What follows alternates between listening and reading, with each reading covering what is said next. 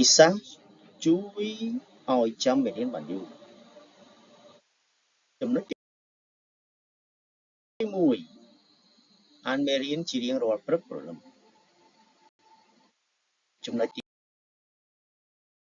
pi chỉ diêm rụp lắc lăng với chỉ riêng rồi ngay tua chỉ chăm viết cả đào tiếng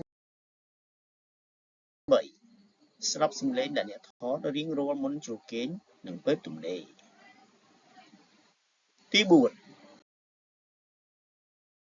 ត្រូវបំលែងព្រឹត្តិការណ៍និងហេតុការណ៍ឲ្យទៅជាអក្សរឬអត្ថបទ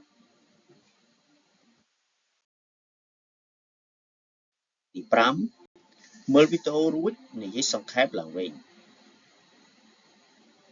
ទី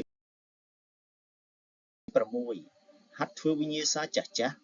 មួយថ្ងៃមួយវិញ្ញាសានៅលើក្រដាសកុំខ្ជិលទី7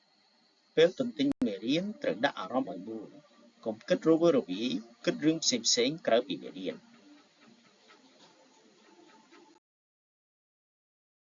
ទី8កុំសូត្រមេរៀនចាំតែមាត់តែពេលប្រឡងអត់ចេះអីមកបៀ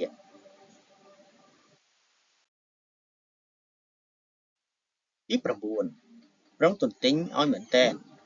កុំទន្ទិញលំនុំយកតែបានទី10គូសចំណាំសំណួរណាដែលអាចនឹងចេញពេលប្រឡងស្រួលរំលឹកទី11សួរដេញដោលគ្នារៀងរាល់ថ្ងៃដើម្បីកុំឲ្យភ្លេចទី